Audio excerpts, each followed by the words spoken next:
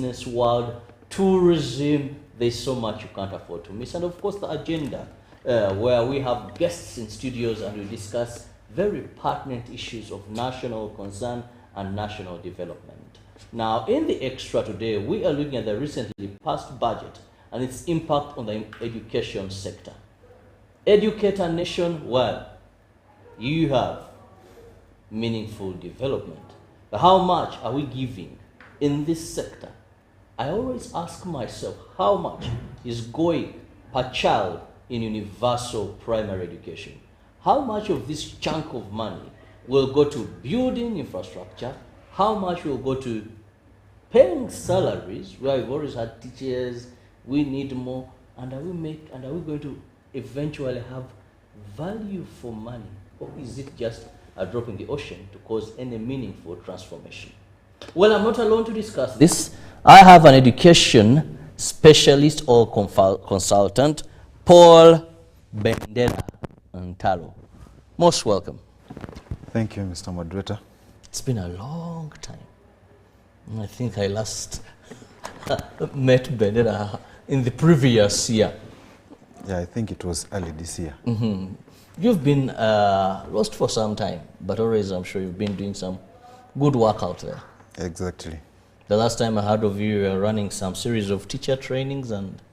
Yeah, I was in West Nile and the eastern part of Uganda, but they went well. Okay, now, but in the interest of time, let's go straight to the topic of the day, which is the recently passed budget in the education sector.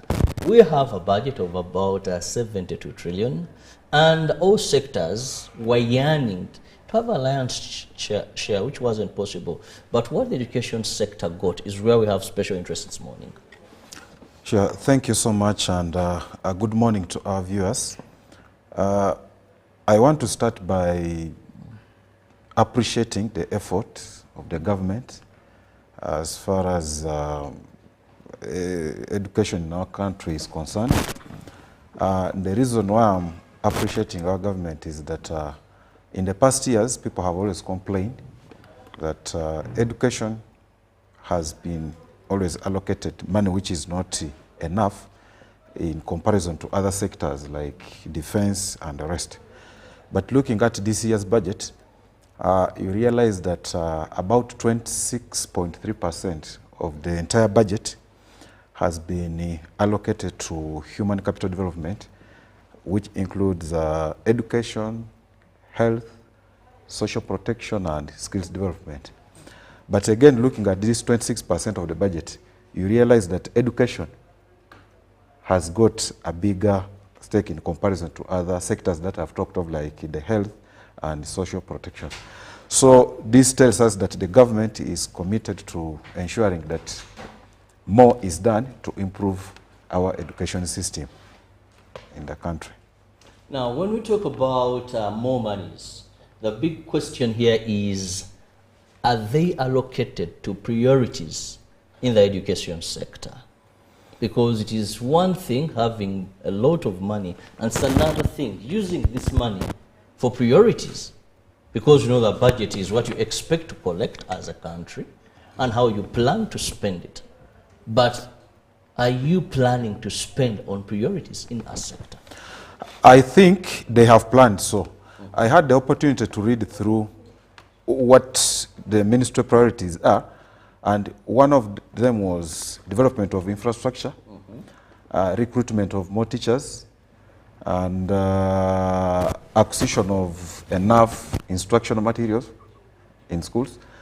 And there is something that also relates to development of technology in school, which is also an important aspect, because we are always saying that the teachers must try to integrate ICT in the teaching and learning process.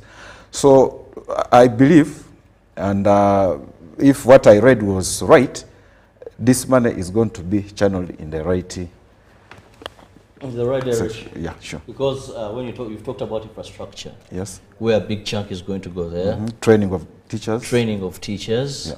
Where many times, yes, we've had issues with the quality of teachers. Exactly. On various reports and various assessments conducted. Recently, we even saw a district chairperson subjecting teachers to exams and many did fail, according to him, and they were not maybe fit for teaching. There is always this allocation per child in universal primary education. I just need a comment on that. Well, there is an article I also read where they were talking about how much money is allocated per child in a UPE school. Yes. In fact, the amount I saw was, if I'm right, I would say was not enough, because the figure was about 20,000. Around there, if you round it off. Yeah, it's about 20,000 per child. Now, this amount for sure is not enough. Now the challenge the government is facing, when I looked at this budget, you've talked of 72, it's about 72.1, I think, trillion. Out of this, I think 57% of this money has to be allocated for payment of debt servicing, yes. Then the revenue collections are projected to be around, is it 32 or 34 trillion? Yes, for so yeah, so you realize that what the government intends to collect is not even half of what the budget is going to be. And even if they collected all that amount, the 32, and they have to pay all these debts that we have to pay, it means we are left with nothing. So the government has to rely on other sources like borrowing and getting grants from some, which you are not sure of. You know what is happening presently. So we are not sure that all this money we are looking at will be got.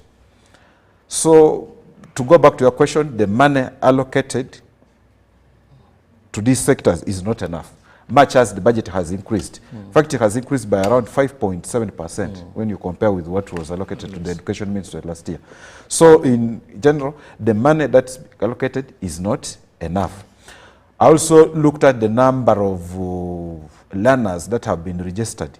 I think for this year, no, it was in 2023, it was about 7.9 million learners in the UPE schools. That's a very big number. Yes. So there is a very big problem when it comes to getting resources to finance these activities.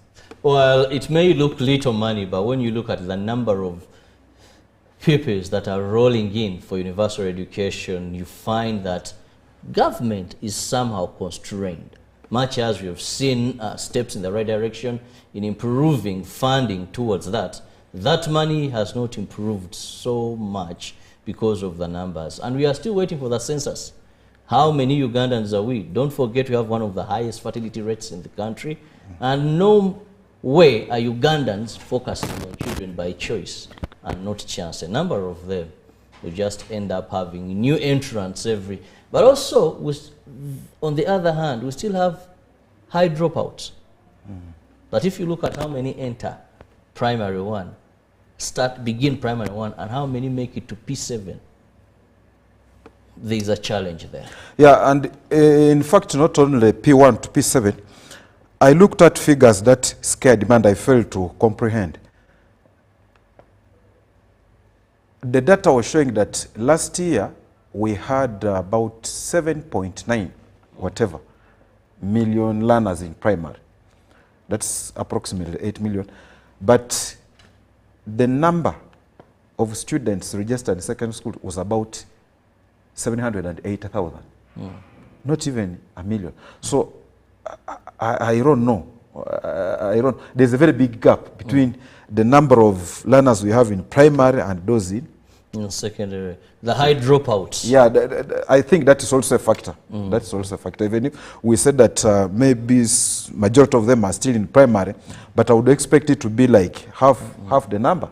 So having about 8 million in primary, then you have 780 in secondary, there's a very big discrepancy. But I think one of the other achievements, if you have to look at that briefly, is that last year indicated more girls now are sitting for these final exams, P7, Senior 4, and A-level. And I think it's also one thing that we must commend the Ministry of Education, because we've had so much in the direction of ensuring more girls in school stay and come to conclusion of specific levels. But I think now we registered good. Now, in that same spirit, Wandera, this is the first time we are going to have exams, UNEB set exams that are based on the new curriculum, which goes with continuous assessment. This has not been there before in our country, in our education system, though there's also a gap for those that could have missed. They're going to be having their exams still in the old curriculum, but this is going to be the last time that UNEB will examine this. Let's go for what should we expect this time around? Have we perfected this curriculum? Are we going to have the best performances? Is it going to meet the reason why Ministry of Education and Sports came up with this way of teaching and then examination? I'm not sure we are going to meet the reason why the ministry came up with the introduction of the competence-based learning curriculum. Because, you know, transitioning is not something that is easy. I have had the opportunity to interface with the UNEB officials. There's a lot of work going on. There's a lot of work going on. I've also had the opportunity to interact with officials from the National Curriculum Development Center as well as the Ministry of Education. There's a lot that's going on. But to be honest, the results that we are going to get will not be a true reflection of what the ministry intended to get.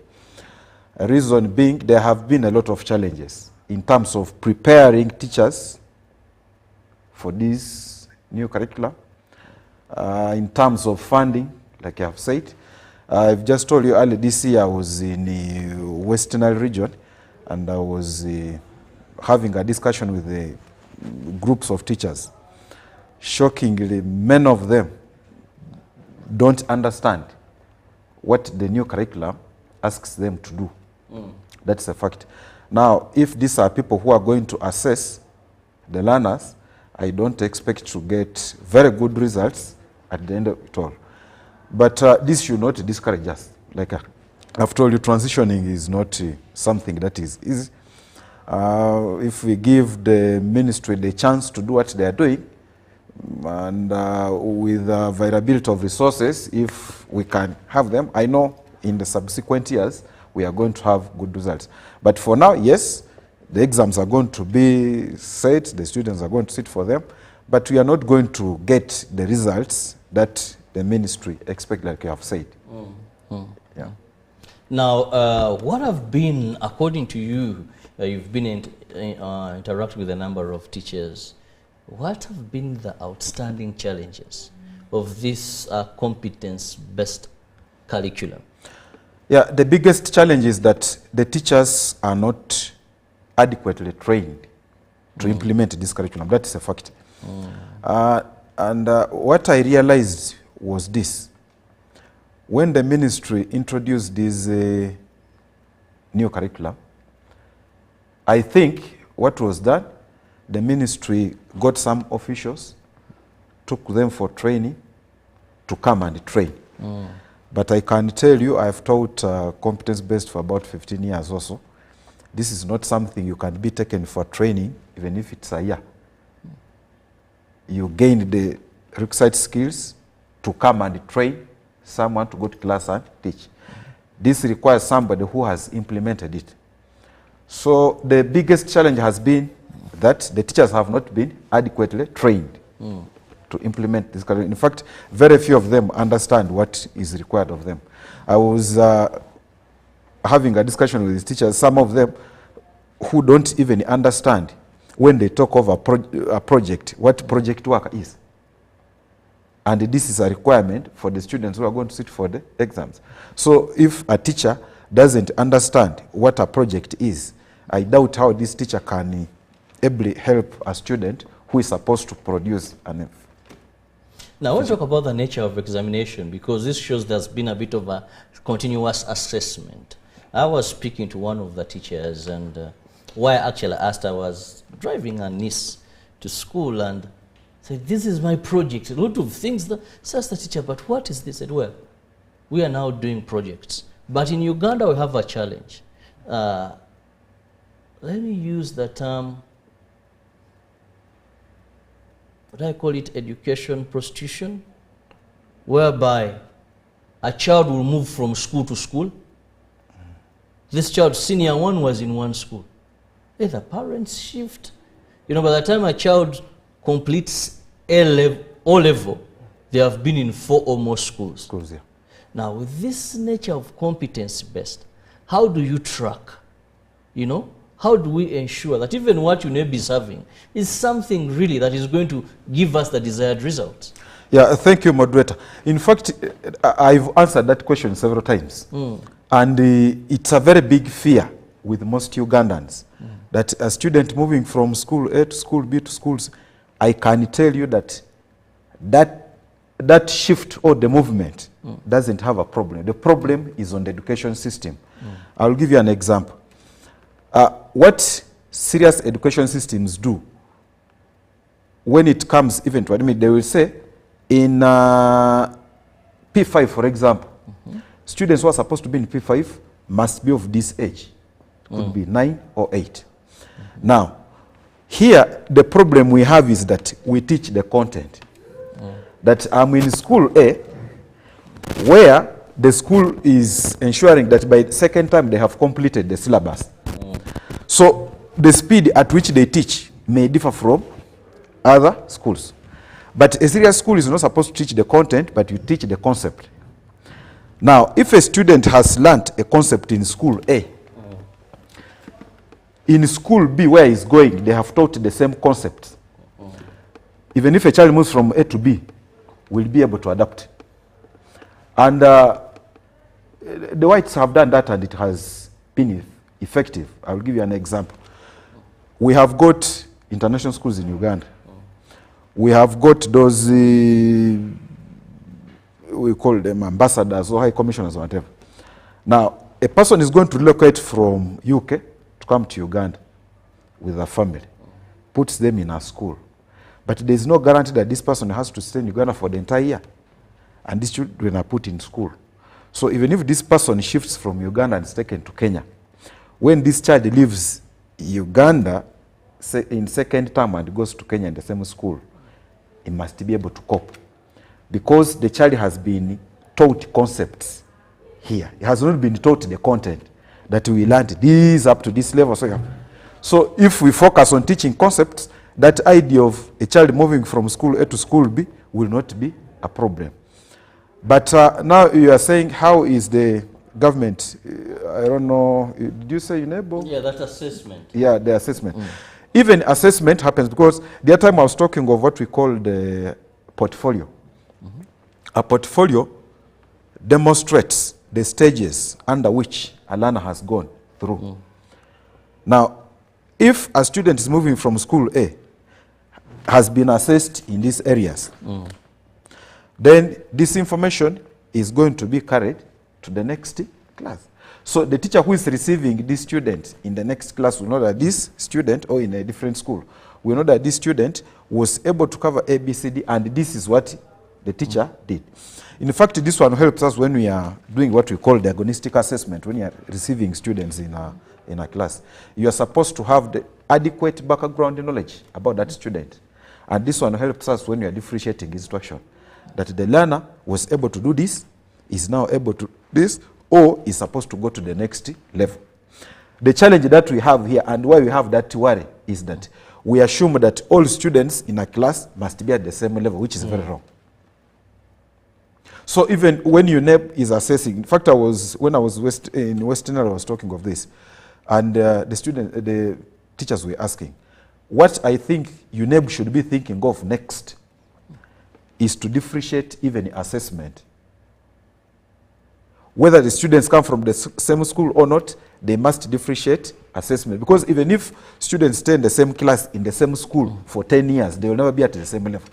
So when it comes to assessment, UNEB has to put that into consideration, that we have got these fast learners, we have got these slow learners, so we need to set assessments that address the needs of all abilities of learners. Now, will that be an exam? Because because the exam is to see if you understood, if you comprehended, if you kind of put into action. It will be. And it's a universal one. Yeah, no. It doesn't have to be universal. That's where I said we go wrong. Now, say for example, I'm going to teach the concept of additional fractions in a class. Okay? Now, the mistake we have with our education system is that the teacher goes to class, has explained and given examples, then he's going to give 5 numbers or 5 activities for 100 students in a class. Similar questions. That is wrong. Because these students understood at different levels. Why do you give them questions of similar, complexity, or simplicity? Because when you give questions that are not challenging to individual students, it has a disadvantage on that. It has a disadvantage. So why we are saying it's going to be an assessment. If I'm teaching the concept of addition of fractions, I don't have to give the same questions. Those who are high bit learners, give them. You can give somehow complex questions. These ones, because here the issue is the student able to add fractions? For example, you want to know if they're able to get the LCMs of numbers and whatever. So there's no reason why we should give students the same kinds of questions, because they are not the same. Well, I'm still with an education consultant, and we are looking at the education in our country. We began with the budget allocation in the recently passed budget to the education sector, and now we are focusing on the continuous assessment or competent-based curriculum, where for the first time we are going to see those that are going to be sitting for Senior 4 final exams sit under this way of examination. Will it deliver the desired results? Are we going to have those first grades that we've been having them? Have these children received what they're supposed to receive, that will see them pass these exams? Do the teachers anyway also understand? Because you can only give what you have. Let's go for this short break. We'll return.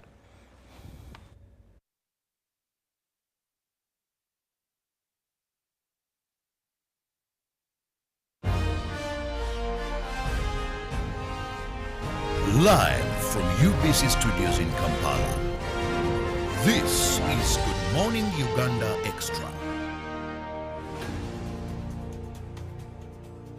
Pick of the day on UBC. Every Wednesday, 10 p.m. on your public broadcaster.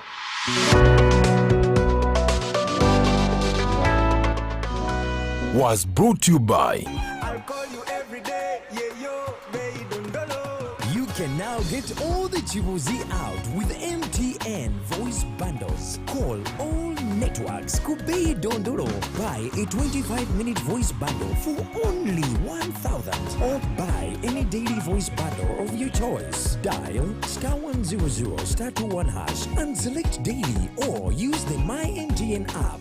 When we talk together, we are unstoppable.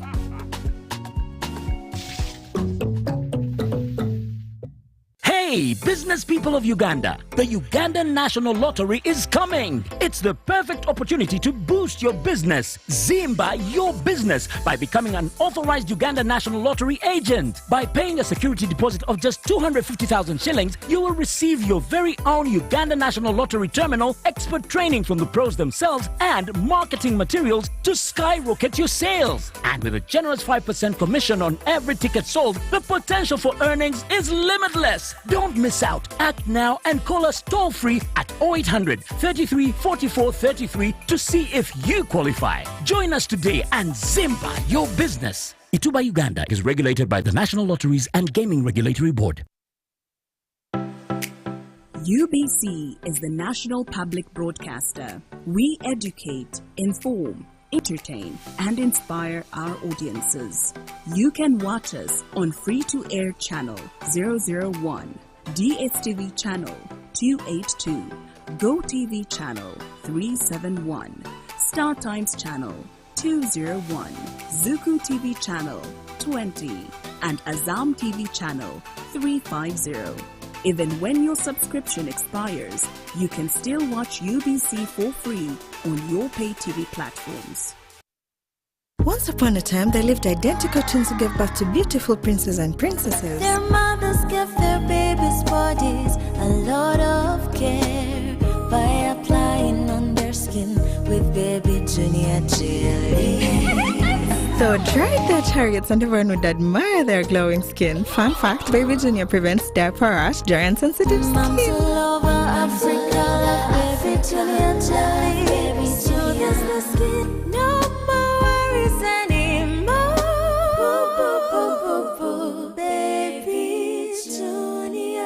A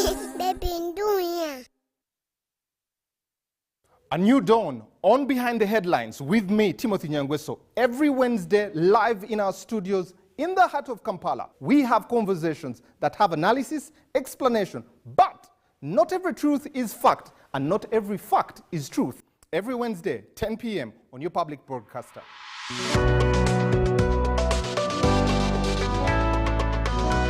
All on your public broadcaster, UBC, inspiring Uganda.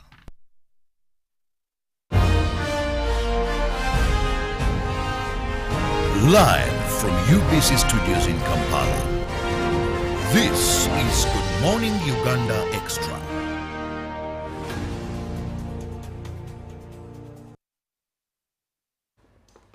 A few minutes past half of the hour. Thank you so much for being with us on UBC TV. It is the Extra. I'm with Paul Bernard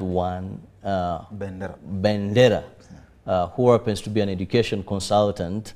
And we are still looking at the education system in this country, more so now that for the first time we are going to see our candidates, senior 4 candidates, sit for exams under the competence-based curriculum for the first time.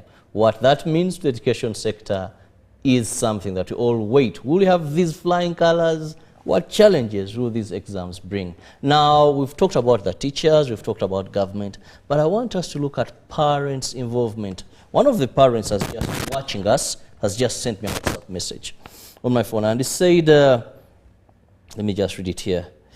He says, please ask that consultant, I am a parent of a student in senior 4.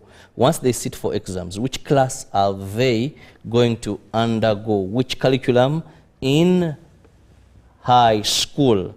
He says, is there any plan in the government coffers to have the new curriculum introduced in high school?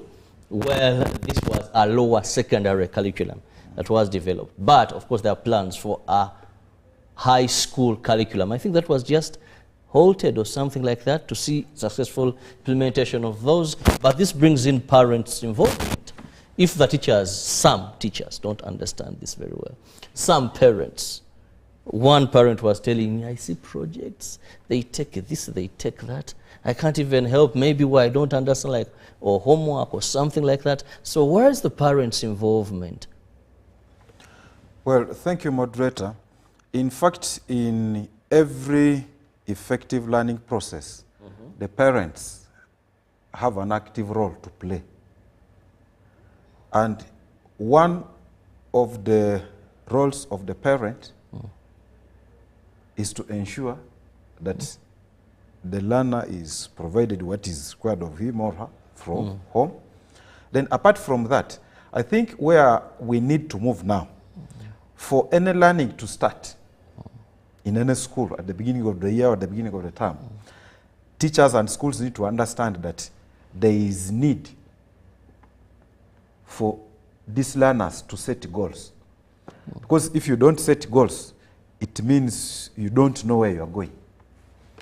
Now, for the students to set goals, parents have to come on board. I have an issue in this area, so my goal is to do ABCD.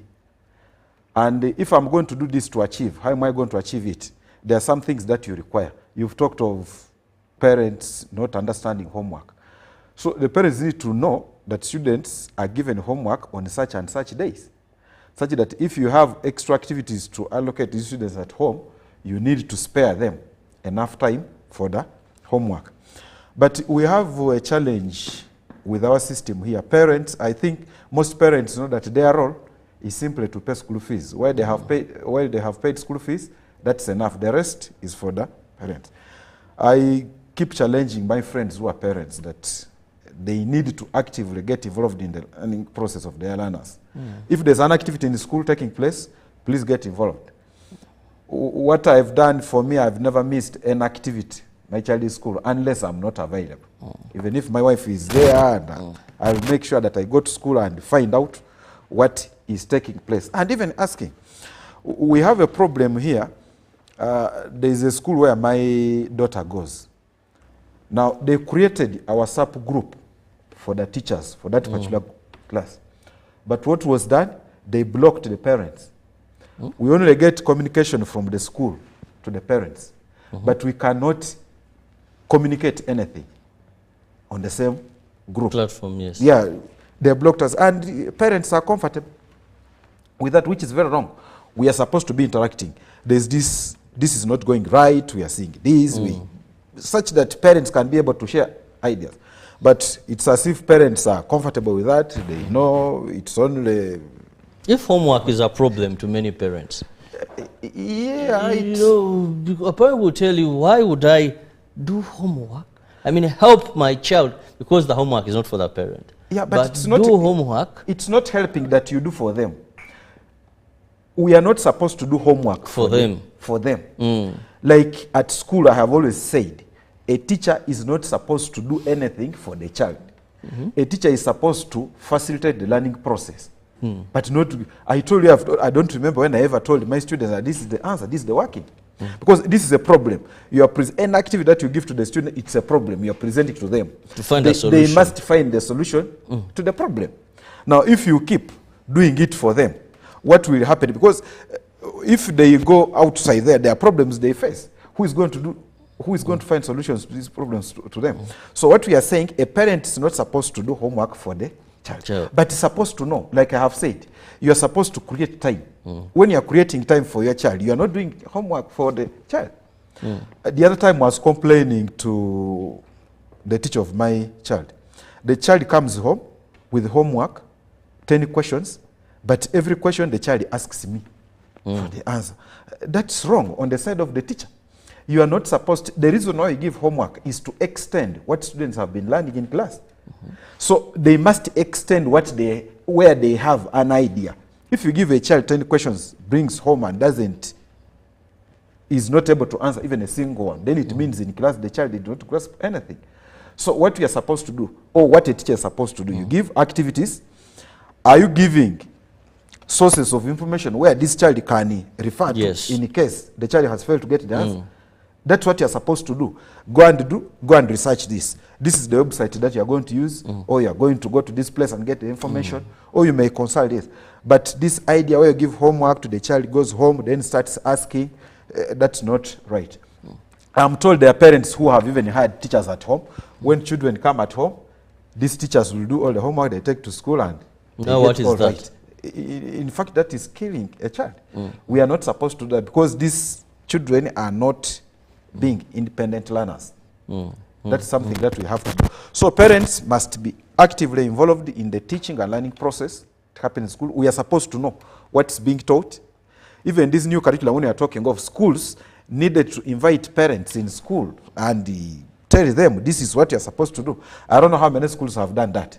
Because if you leave the parents outside, it's a disaster. Still looking at the education sector, now you've mentioned the issue of parents' involvement. And currently we are having challenges with high school fees. That is, education is becoming very, very expensive. And this has also caused gradings. That there is a belief that maybe those high-end schools teach better and students pass better. And why am I saying this? I don't remember the year, but I think they're about 2 or 3 years back. We have one of the prominent high-end schools in this country. Now, they sat for PLE, and this school, the pupils then didn't score the numerous first grades, didn't get the many fours they are usually used to getting. And they had applied to UNEB to remark them, which of course UNEB never did, saying our students cannot perform like this because we know how we perform consecutively. Now this is something very different. Now you hear even some parents say, take your child, pay expensively for secondary because you're going to survive paying at university. And the schools they're mentioning, you have to cough a lot of money. Cost of education. Does it rhyme with quality of education? Not at all. I am very much concerned when it comes to the amount of money some schools are charging the parents. Is it justifiable? To a large extent, not. The reason why the schools would argue that we are charging this, because one, we want to make sure that we have adequate resources in school. I think that is key. What most schools have resorted to is feeding. They are feeding children, enough that one is okay. An ideal learning environment is one which has enough resources to address the needs of all learners in class. You go to a class, there are students who are linguistic. Are there adequate books for the students to read in the library or in the class? They are not. There are some schools that even have libraries well stocked, but there is no time for the students to go to the library, pick a book. Because 5 in the morning, they're in class doing math, doing chemistry, doing physics. Up to evening. I'll just give you an example. Where my daughter goes to school, she brought a report just on Monday. And she was the second in class with 90 and whatever. Then there was a section where parents are supposed to comment. I wrote, yes, it's excellent grades, but I'm concerned. I've never seen my daughter with any storybook to read. That was on Monday. Yesterday she came back with a book to read. So it's like these teachers, you have to remind them that students have to read whatever. Yet it's supposed to be a must. Now, the amount of money schools are charging, for me I can say that amount is not justifiable. And I have given you a reason. I visited one school last term. I think it's one of the best schools here. I don't want to mention it. I had the chance of peeping into the classroom. There was completely nothing in the room. What do you mean by nothing? There was no resource apart from the blackboard and the chalk and the furniture. There was nothing, a resource for mathematics, a resource for nothing at all. But the charge is very high. I don't want to mention the school. So this is what's happening. They are charging this money to buy food. Some are buying buses to take students for the tours. And those tours are not even sometimes educative. They just take students for leisure and that kind of thing. So the issue of, I'm not against schools charging that sum of money because education is very expensive and acquiring these resources also demands a lot of money. But let this amount charged translate into. I was in some school. My daughter is asked for a T-shirt that she's in a project. She's in a club. They ask for a primary 3 kid is asked to buy a T-shirt of 50,000 shillings to attend a club. When you look at that T-shirt, they wash it once and it has faded. These schools are not, they're not, something has to be done. It's unfortunate. It's unfortunate that people who should be complaining about this are not bothered at all. I don't know. It's because they have the money to pay or not. But some schools, the amount they charge, I can tell you, is not justifiable. Well, we can take a whole day discussing education in this country because we know an educated population is an empowered population. But also the issue is, what quality of education are you giving these people? Are they simply passing through school, or are they acquiring life-changing skills that will enable them be problem solvers and therefore create jobs and find employment and also be able to develop their nation? Today we are talking about the world being a global village. We are talking about artificial intelligence. We are talking about ICT. We are talking about so many developments. Do we produce the quality of students, the quality of people that are educated that can match to where the world is going? Well, that is what we are leaving for you. Bendera, I must let you go. But in 1 minute, you're parting short, then you're out of here. Well, one thing that I want to request to the general public, you've just looked at the figures we are talking of. We must do something about our population. Because if we are having a budget of 72 trillion, and about 57 point something % of this money has to go to payment of debts, and less than a half of the budget is what we can collect, then that means there's a problem with our population. You have said that is the education producing the students or the children who are able to go to the market and create? The answer is no. If we had, we would be having more collections, because it would mean when these students leave school, when they are competent, they will be employable. And when they are employed, the government is able to collect taxes, is able to tax them and have high revenue collections. So if you are struggling with collecting news, there is a challenge with that. But the other thing that I want to talk about, one, in fact, I want to thank His Excellency the President. Whenever he addresses the nation, there are some words that he never forgets. Value addition. How are we adding value in our education? How are we adding value to the children that we produce? If you have 2 children, you are not able to provide breakfast for these children or to buy a book. Is there any reason why you should have more to added on? I don't think. So we shouldn't only be blaming the government. The government has not done this, the government has not done. But you as an individual, what have you done? Let us stick to the words of the President. Value addition in whatever we do. What's the quality of our education? How are we training the teachers? We have a misconception that a good teacher is one who is able to do a lot of mathematics, speak very good English and whatever. But that's not enough. There are other qualities. Yeah? Technological integration is important. How competent are our teachers? You're talking of artificial intelligence and this. What programs do you do research in most of our schools here? You'll find a school of 40 teachers. Only 5 are able to use a computer and on basic skills. So there's a lot that we need to do as the public in relation to what the government does for us.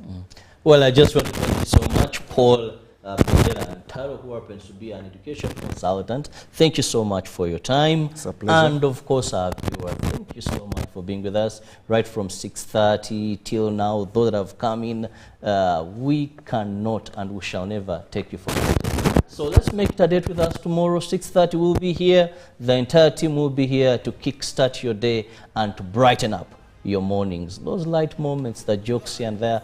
Plus, don't forget, it's a very informative current affairs show. Hoping to see you tomorrow, the good Lord willing. For God and my country, good morning. Live from UBC Studios in Kampala, this is Good Morning Uganda Extra.